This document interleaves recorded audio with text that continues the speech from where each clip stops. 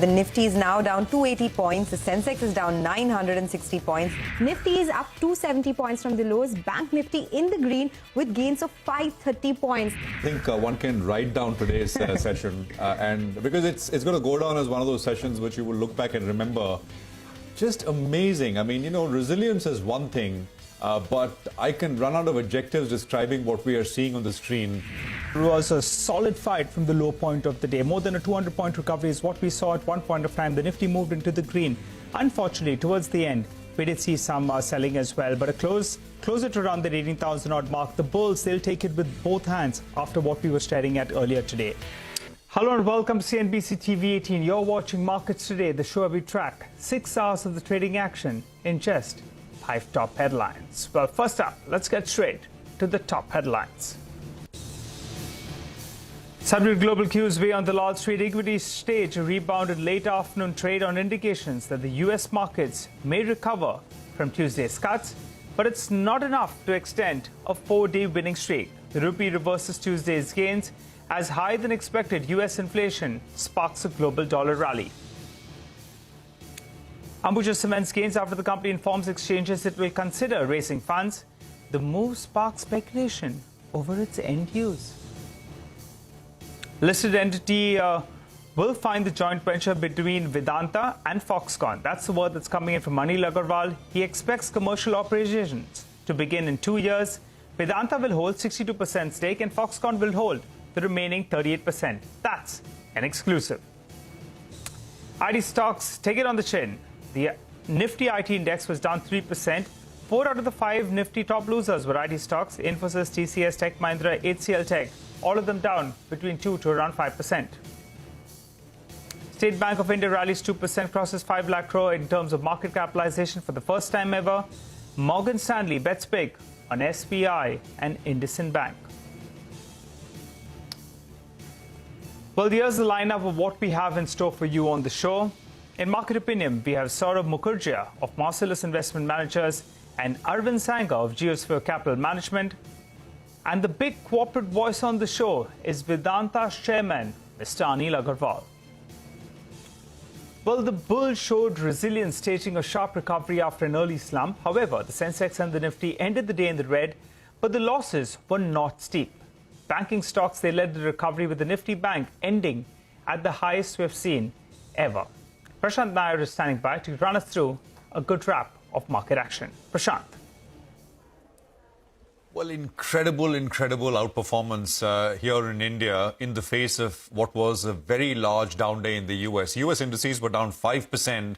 And here in India, at about 2:30 or so, the market was in the green. I mean, the Nifty did give up gains towards close and did sell off about 0.5% or so. But just consider the 5% cut overnight and this, around 0.5% cut that we've seen here. So the outperformance continues, and this is an outcome which bulls would take with absolutely both hands.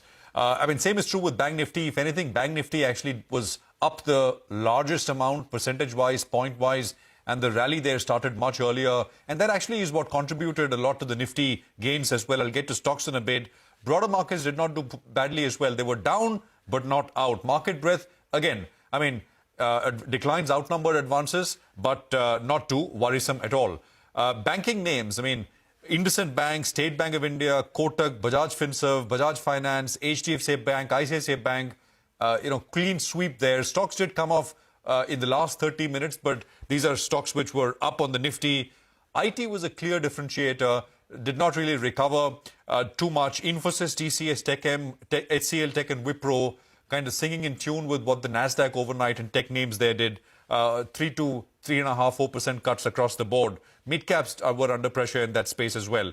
Cement names, I just want to make a mention because of the strong rally we had. Ambuja, ACC, India Cements, all doing very, very well in trade. The question is, can the outperformance continue? In a pretty tough year so far for global markets. The Indian market is at the pole position. It's up almost 4% for the year and not very far away from all-time highs. The only thing is, after the consumer price inflation numbers, if you were expecting help from global markets, it's not as if the market here has needed help from global markets, but the case for global markets to have a big risk-on kind of a move anticipating a Goldilocks situation is not there. So a rally here has to be very much an India-specific rally. It's possible that is essentially the outcome. We've been seeing very strong flows, India-dedicated flows over the last many sessions, and it's possible it continues. But to expect help from global markets, perhaps at least in the near term, is not likely to be a good idea. Back to you. Thanks a lot for that, Prashant. Well, market opinion, we have Saurabh Mukherjee, founder of Marcellus Investment Managers, who said that formalization of the economy is leading to well-run companies doing well. He also gives us his top sectorial bets. Let's hear him out. This country's economy is in reasonably good shape. We are formalizing the country. As we formalize the country, the black economy is getting crunched, and well-run companies benefiting from that. So that continues to be the case. So we've bought one more stock in Little Champs, but I think the position building is continuing. So it's a healthcare-related play based in South India. Once the position building is done, I'll be happy to tell you more about that. We've also bought ICICI Bank over the last 3 or 4 months. We've gradually built a reasonably good position in ICICI Bank. Hope is not an investment strategy last time, So you can't hope to invest in a bank which doesn't deliver an ROE above 15%. And hope to make money, right? If you don't deliver ROEs above 15% as a lender, it's very difficult to build shareholder value. You just struggle to stay afloat, and then one day when a COVID type instance or an economic downturn comes, you're blown out of the water. So we don't have second tier banks in our portfolio. We have HDFC Bank, Kotak Bank in consistent compounders, and in Kings of Capital we also have Axis Bank and ICICI Bank. Vis-a-vis mid-tier IT, we struggle to understand the business case for mid-tier IT companies, because mid-tier IT companies tend to be vertical specific. And in some more opinion, Arvind Sanger, managing partner at Geosphere Capital, said that India was in a sweet spot and was in pretty good shape. Let's hear him out. India is in a sweet spot. It has, the benefit from all the resourcing or friendshoring or whatever term that is driving growth. India itself has a resilience after having had, multiple years of different headwinds. So Indian economy, I think, is in a good shape. And so, yes, the earnings are reflective of that. And that's one thing that I've been very clear about. Indian economic growth and Indian earnings growth is probably one of the brighter spots in the world. And so I think that, yes, we are more inclined to look at dips as a buying opportunity than panicking here. On the risk-on front, you've had risk-on for the last couple of months, and that has meant money getting allocated to emerging markets. And in terms of relative on emerging markets, India is clearly one of the best positioned. You have Brazil with an election with a lot of uncertainty, how the acceptance of that election results will go. You have Russia, which is uninvestable. You have China, which has made itself uninvestable. So you have, major emerging markets which are under a cloud, and India is one of the few bright spots where earnings growth has got some legs, and you don't have, some of the other risks around politics and around geopolitics. Therefore, yes, India will remain a bastion, in my opinion, of attracting foreign capital. Well, moving to the second headline now, Ambuja Cement surged over 7% in trade to hit an all-time high on the back of news that the company's board is set to consider fundraising in a meeting on September 16th. Well, let's run you through a few of those details. So that was the big news point. Remember, overnight, this announcement came late last evening. So what is the street wanting to know? Well, they want to know the quantum. How much of money are they going to raise? Point number one. To who will they be issuing these instruments to? Whether it's equity, whether it's convertible instruments as well. So we'll have to wait by for that. What do they want this money for? Because keep in mind, they're already sitting on a good amount of cash balance, whether it's a standalone or on a consolidated basis. So in all probability, it appears that with that money that they have, close to around $1 billion, more than $1 billion on a consolidated basis, do they have some big organic growth plans in store? Why is the street enthused, though, about both these two companies in the last few days? New promoters come in there. They're expecting some aggressive moves. the cost savings is likely to play out. Remember, on a cost per ton basis, Ambuja Cements, the cost per ton is 200 rupees more than Shree or Ultratech Cement. And the third factor is at some point of time, there could be a merger between both these two, creates a far larger entity, gets higher multiples as well, and there could be some synergy benefits as well. Why were the other cement stocks up and about? Well, the entire space was flying away, whether it was India Cements, Sanghi Cements, all of them were up and about because the street is saying that maybe there could be some potential consolidation. You even had Dalmia as well as JK Cement, both of them were up. So M&A action is likely to pick up. There could be some consolidation. If there is some consolidation, there'll be pricing stability. If that is the case, there'll be profitability as well. So it explains why the entire cement pack was on fire. Moving to the third headline today then. Vedanta was the other one. That one was up more than 7 to around 9% in trade after the company's chairman, Mr. Anil Agarwal, told CNBC-TV18 that the listed entity will fund the joint venture between Vedanta and Foxconn. The two companies will come together to manufacture semiconductors in Gujarat. Vedanta will hold 62% stake in the joint venture. Foxconn will hold the remaining 32%. He also added that commercial operations will begin in a couple of years. Let's hear him out. Will any funding for this joint venture come from the listed entity, from Vedanta? Yes, it will be part of Vedanta Limited, and this is the part of Vedanta Indian company, which will be one of the subsidiary, will be executing this project. So could you give us some estimate of the kind of funding that will come from the listed entity, sir, for this project to be taken forward? Yes, and the debt will come, equity will come from this, and debt we will take from the market. When will we move closer to starting the work on the ground now that the decision has been made in terms of Gujarat being the location? What about any further approvals that are required both from the central government to ensure that you can get started? What are the timelines that we're looking at? All the approvals are in place and they all are doing the final thing, but parallelly we are looking 2 years' time that we should have the product to be out in the market. Well, time to slip into a short break, but before we go, here's some more expert opinion, what we got during the course of the day. That India's, again, you look at the BRICS, right? South Africa is sort of a disaster. Russia's a catastrophe with this defeat last weekend. Brazil is a disaster with a very uncertain election outcome. And China is increasingly being chased away from international markets and is itself retreating. So India is a decent option here in terms of what used to be called BRICS.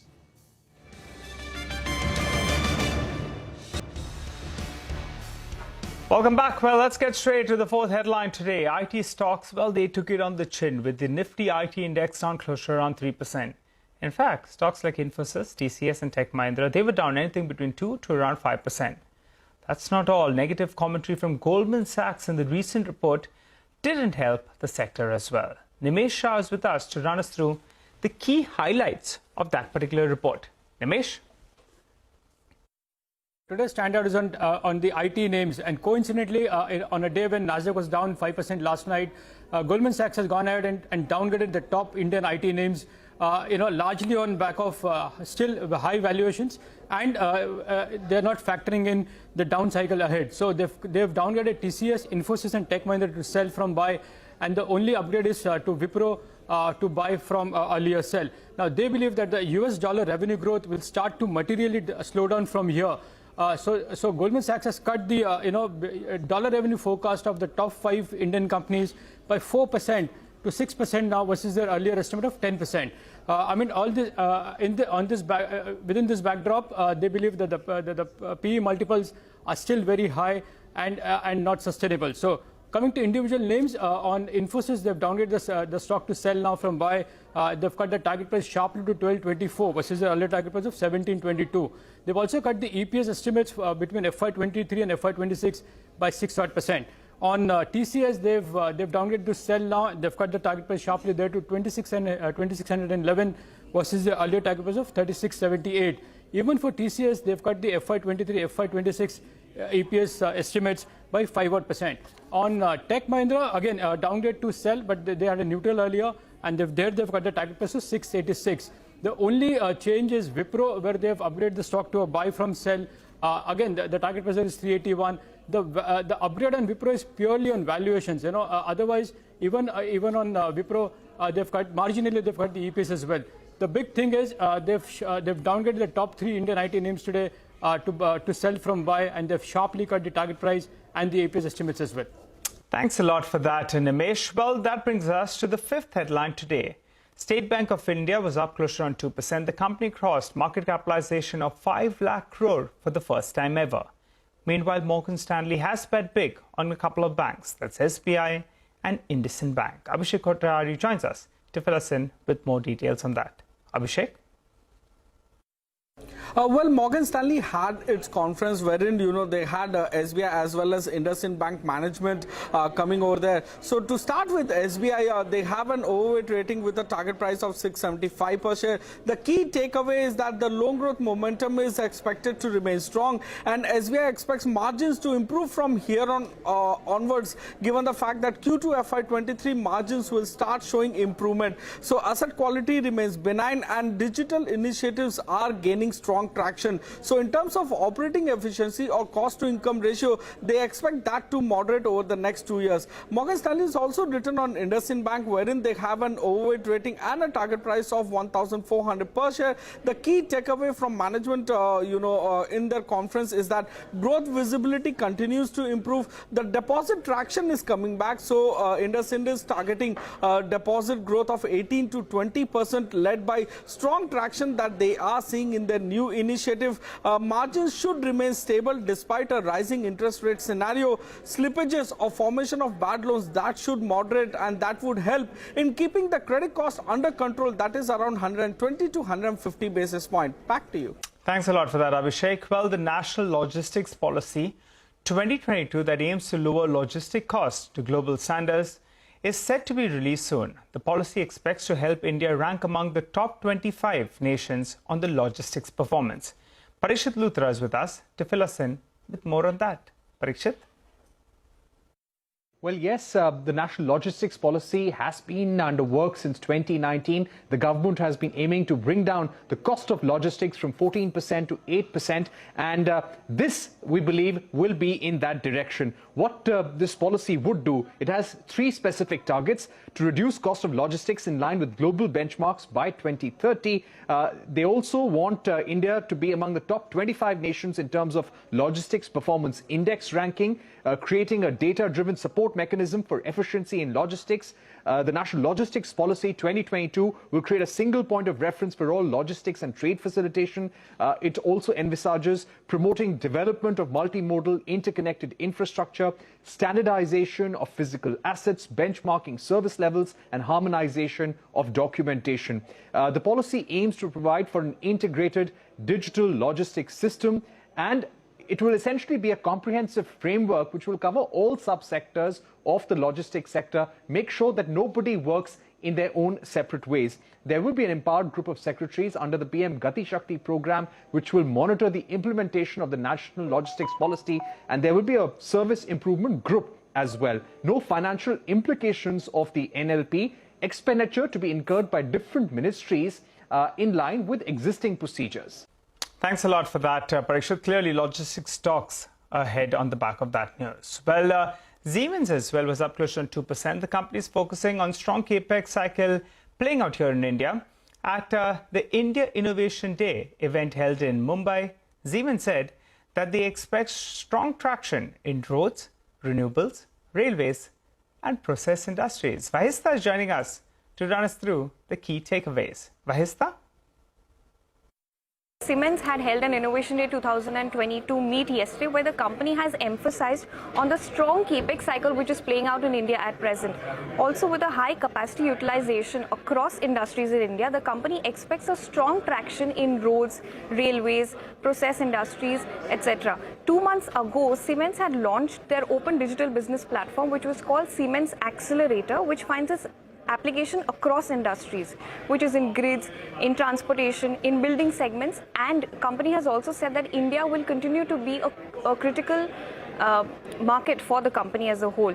Siemens is aiming to target the SME segment henceforth, which will allow it to scale up and add up new designs and components into their product portfolio. The energy landscape is actually changing faster than they had anticipated and is leading the increased decarbonization in the country. Now, some of the key growth drivers for Siemens could possibly be the favorable government regulations for localization of data. There's an exponential growth in the digital communication and the launch of 5G services. However, there could also be some risks for the stock, which is a slowdown in capex and a slowdown in the research and development spending towards automation and digitization. We're talking about black swan events having hit us almost every month in the last couple of years. And how do you develop and create a resilient organization, a reliable organization, at the same time using flexibility? 2 months ago, we launched what we called Siemens Accelerator. And what is great about it is that India has a major part in it, and I will explain a little bit to you why that is the case. So why did we launch Siemens Accelerator? Our customers that we serve across infrastructure, industries, mobility, energy, they all are saying that not only do they need to be more productive, they need to provide better quality, but they now have to become resilient and they have to become more sustainable. Well, moving on to the auto sector now, Maruti Suzuki is upbeat about its strong booking trend ahead of the festive season. The company's executive director, Shashank Srivastav, told CNBC-TV18 that they are anticipating strong season provided that the production is as per demand. The company has over 4 lakh pending bookings. Let's listen in. We have seen a strong booking trend so far, and going forward in the festive season, I expect the festive season to be strong, provided, of course, that we are able to produce vehicles according to the underlying demand pattern. There is a lot of pending bookings at the OEMs across the industry and also at Maruti Suzuki. We have about 425,000 bookings which are pending. So I expect the season to be strong.